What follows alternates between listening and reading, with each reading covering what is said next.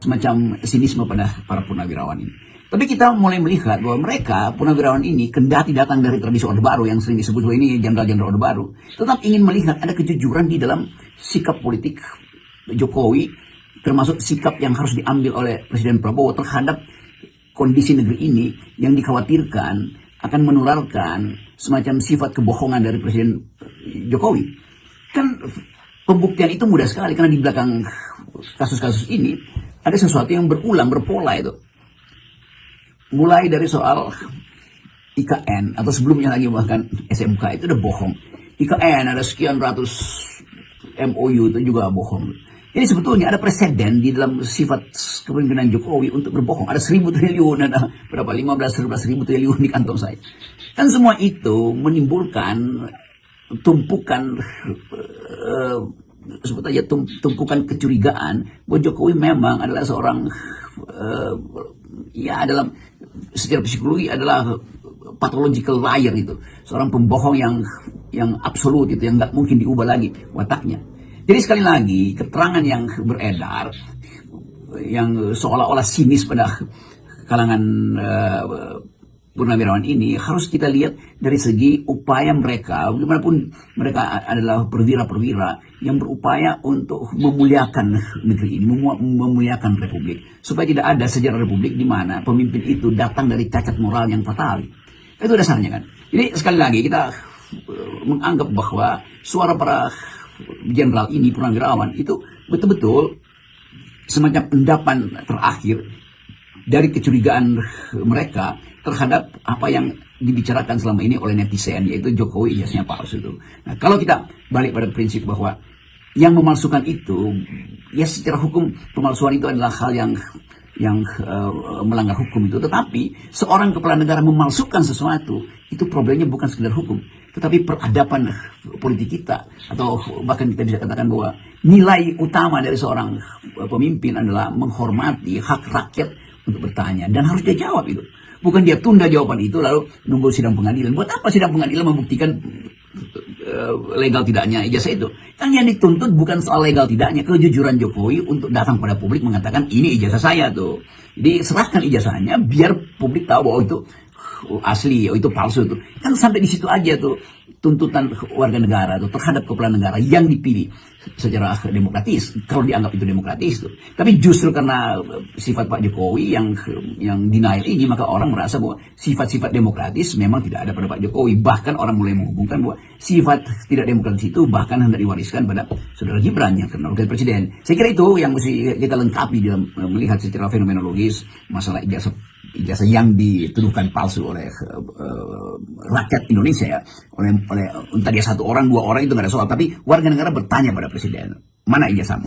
Nah, kalau sejauh ini kan para pendukung Jokowi itu selalu menyinyiri tuntutan ijazah, dugaan ijazah palsu Jokowi, dan menganggap ini mereka ini ngapain sih, kayak orang kurang kerjaan karena terus-menerus mempersoalkan hal yang remeh-temeh, padahal katanya kan sekarang ini persoalan negara itu jauh lebih serius ya, bukan hanya negara tapi ini sebenarnya dunia ya, ini berkaitan dengan perang dagang yang dilakukan oleh Trump dan Indonesia, ini salah satu yang terkena dampaknya cukup serius. Memang masih banyak orang pengikut Pak Jokowi yang berhak mereka untuk menyinyirkan para penuduh kepalsuan Jokowi ini karena menganggap ngapain sih persoalin selembar ijazah dicatat di atas kertas yang udah berpuluh-puluh tahun entah ada di mana. Bukankah di depan kita ada problem besar, yaitu tekanan ekonomi dunia? Bukankah ada potensi perang dunia? Kenapa kita tidak bersiap-siap? Ngapain?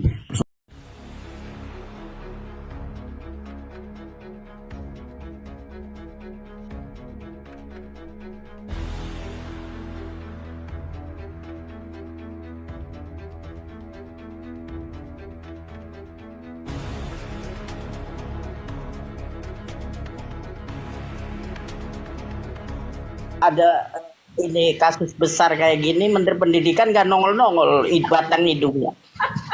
Harusnya nongol lah Bang. Maksud saya ini selesaikan biar nggak ada Jokowi juga nggak dirugikan dengan membayar pengacaranya. Tinggal nunjukkan aja kalau dia bener lulus gitu Bang. Tapi Jokowi juga rugi, backing pengacara pasti harus bayar, daripada bayar kita sumbangkan aja duit Jokowi ke parkir miskin, jangan ke pengacara gitu maksud saya bang. Gitu ya. Makanya ini kasus Ye, yang sangat mudah dan gampang ini bang. ye, Menurut ya. saya. Jadi kita nggak bela masalah sini. Jokowi juga kasihan harus membuang uang kalau dia benar ijazahnya asli gitu. Ya kan? Ya nggak bang? Ya. Ya, kalau dia ijazahnya asli, nggak mungkin dia bayar pengacara rugi Jokowi. Kalau otaknya cerdas gitu bang, ya kan? Abang berdosa misalnya abang nih, saya tuduh ijazahnya palsu. Abang ke pengacara atau ke hakim, hakim aja nggak berani manggil Jokowi suruh nyerahin. Terus hakim mana yang berani nunjukin ijazahnya Jokowi manggil? Nggak ada bang. Ya. Nah itu. Jadi kalau Jokowi emang benar ijazahnya nggak palsu, ya bang, harusnya Jokowi itu tunjukkannya ke Menteri Pendidikan. Terus pendidikan, jadi Menteri Pendidikan harus hadir atau dewan gitu bang. Ini masalah negara ini, bukan menye-menye badan bela Jokowi. Saya nggak juga bela Jokowi, kasihan bela Jokowi harus bayar pengacara gitu. Baik Pak Juragan, terima kasih. Mudah-mudahan masukannya didengar oleh Pak Menteri nanti. Terima kasih.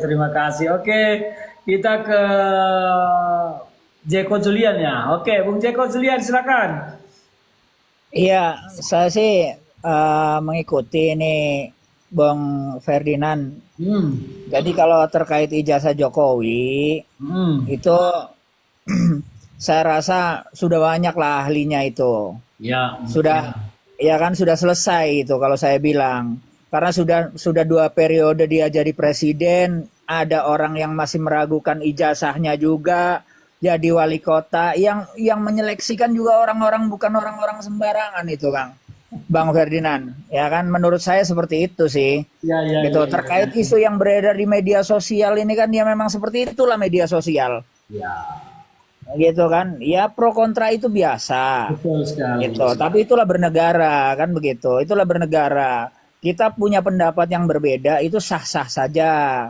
Nah, itu kan sudah ada ahlinya sendiri-sendiri. Juga UGM-nya pun sendiri sudah menjawab kan begitu. Ya, Nah, Bang. terkait tadi menanggapi juga nih dari Bang siapa tadi yang bahwa Pak Prabowo takut sama Jokowi, itu bukan begitu. Bernegara itu, berpolitik itu ya kita harus saling menggandeng kan begitu. Tadinya pun bermusuhan mereka di dalam Pilpres berapa periode kan. Tapi ternyata sampai hari ini mereka bersatu. Nah, untuk membangun bangsa, membangun negara apa salahnya kan begitu. Iya, kan ada pertemuan dia, nanti Pak, antara Prabowo, Bu Megawati dengan Pak Prabowo gitu. Dan kita sambut yang adem-adem aja lah, yang enak-enak aja Jokowi gitu. tidak berkuasa baik. sekarang. Terima kasih semuanya. Jokowi kan tidak berkuasa sekarang juga. Oke, semalam ini kita akhiri. Bung Henry masih ada yang mau disampaikan Bung sebelum kita akhiri malam ini diskusi kita? Ya, terima kasih Bang Ferdinand. Ya. Ya, saya tadi menyimak ada beberapa hal termasuk masalah ijazah Jokowi pun lagi dibahas-bahas juga sampai sekarang. Masih terus belum gosong-gosong gorengannya. Iya, gorengan apa itu sebenarnya ya?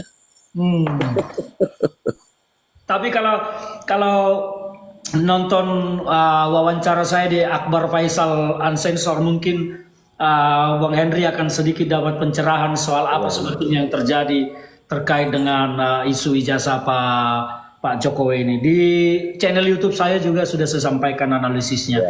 Ya. Jadi ini bukan pada soal asli atau tidak sebetulnya ini permainan, tetapi soal bagaimana kelompok-kelompok yang dulu pernah memang sakit hati ke Jokowi, terutama kelompok-kelompok yang terafiliasi dengan HTI, FPI.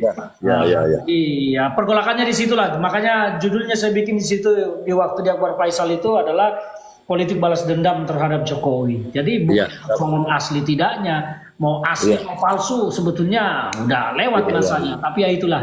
Oke, Bung Hendrik, terima kasih.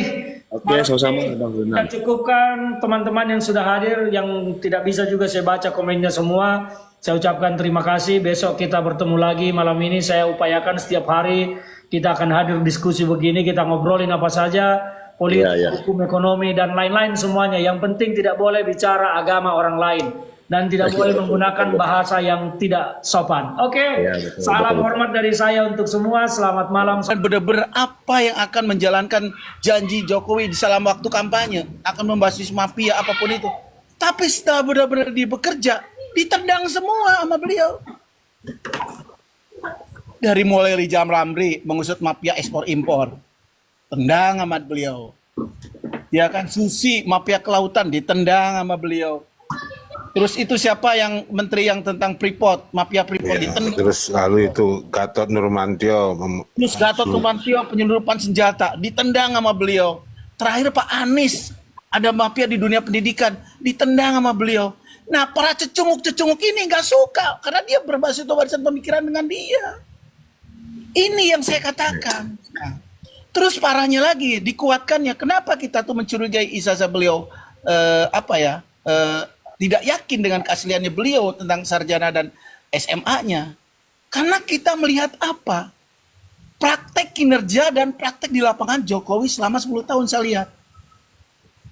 Dari bahasa tubuh bisa kita lihat. Dari omongannya bisa kita buktikan. Dari keilmuannya bisa kita buktikan, sandingkan. Dari cara dia menyampaikan apapun itu bisa kita sandingkan. Kunjungan luar negeri apapun itu. Banyak yang kunjungan lagi menurut saya tidak ada nilai plus. Kalau ditayangkan secara utuh media, banyak yang ingin bertanya geleng-geleng melihat tayangan Jokowi selama kunjungan ke luar negeri. Cuman sayang, karena media itu saat itu ada di posisi beliau, makanya coba ditutup-tutupi. Tapi ada sebagian yang bocor, sehingga kita bisa tahu cuplikan-cuplikan yang bikin kita geli ngelihatnya. Waktu kunjungan ke negara mana tuh tiba-tiba ya kan melewati barisan Papampresnya sendiri, pasukan itu kan lucu, berbahasa Inggris kan kacau balau, kan lucu gitu loh. Dan ini yang menjadi pertanyaan kita sebagai masyarakat. Oh benar Pak Jokowi itu S1 SGM gitu loh bro. Dan notabene ada kampus yang berternama, banyak meluncurkan tokoh-tokoh besar di bangsa ini. Bapak bilang meragukan S1, saya meragukan SMA-nya, Pak. Iya, katakanlah begitu abangku gitu. Sini abangku sebentar abangku, biar saya jangan lupa. Nah, terus ditambah-tambah, semakin jelas memaksakannya si Gibran. Dan kita tahu Gibran pun bermasalah dengan pendidikannya. Ini semakin yakin gitu loh bahwa kok begini. Baru saya bukan presiden dari zaman Pak Soeharto. Waalaikumsalam, Bang Andi di mute dulu ya. Oh ya, oke siap Bang. Lanjut Bang Darius. Bagaimana ya Bambang Tri ya yang mencoba menjelaskan tentang sejarah Jokowi. Tapi apa yang diterima tanpa diadili dia ditahan, itu pembuktian bahwa kalau pemimpin yang bijaksana dan adil ya, ada seseorang yang ingin mengkritik atau bagaimana mencoba mencari tahu tentang satu, harus dijelaskan ke media kalau dia benar-benar jujur, terbukti bahwa dia itu benar. Ini kan enggak gitu loh, tanpa secara jelas dan transparan tiba-tiba sosok ini tahu-tahu ditahan. Rakyat semakin bertanya-tanya gitu loh. Jadi itu yang ingin membuktikan bahwa benar dan tidaknya ya ijazah Jokowi itu gitu loh, baik terlepas dari SMA-nya atau OGM-nya. Nah kembali lagi, kemarin yang di barisan paling depan adalah alumni UGM asli. Karena apa? Secara tidak langsung mungkin mereka mewakili alumni-alumni yang lain gitu loh. Saya yakin alumni lain belum turun semua, terutama yang merasa jiwa bahwa beliau tuh benar-benar asli alumni UGM. Saya rasa belum turun semua, mereka masih bermain di belakang. Tapi saya yakin nanti di tanggal 24 atau tanggal 23 nanti mereka yakin akan bermunculan. Karena harga diri ya, kalau dia ibaratnya tidak sampai keluar dari kandangnya, lalu membantu ya, ingin pembuktian bahwa UGM itu tidak boleh disemari karena itu kampus saya, alma mater saya. Bagaimana kalau betul UGM sekelas Jokowi ditemukan bahwa Jokowi itu benar dan tidaknya ya tentang ijazah itu nanti di persidangan, itu akan berdampak besar kepada UGM, terutama ke ada alumninya gitu loh. Ini menyangkut kredibilitas UGM, so. Iya, dan pendidikan nasional kita gitu loh. Jadi itulah kawan-kawan menurut saya. Dari tiga tadi apa yang saya sampaikan tadi ya, terus saya katakan juga, saya tanyakan kepada teman-teman, apa sih prestasi Jokowi selama 10 tahun? Apa sih prestasinya, tunjukkan yang benar-benar menyentuh kepada rakyat. di bidang ekonomi, pertanian terutama, di bidang usaha dan UMKM, di bidang pengusaha lokal, di bidang kontraktor lokal, ya kan, di bidang peternakan, perikanan. Apa coba saya sebutkan prestasi dalam negeri untuk rakyat, diberikan fasilitas dan kapasitas kepada rakyat, dan rakyat benar bisa menikmati selama 10 tahun. Dan sampai sekarang bisa rasakan dari karyanya Pak Jokowi apa? Yang ada prestasi katanya ketahanan pangan, IPO pun sertifikatnya dibuat palsu.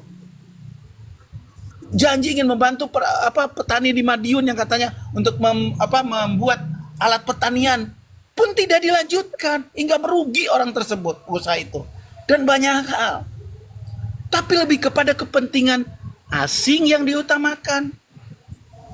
Asing dibeli karpet merah, asing dikasih tempat, asing dikasih tempat tinggal, asing dikasih tempat usaha, asing belum ada izin usaha, AGU sekian lama tahun, asing dikasih fasilitas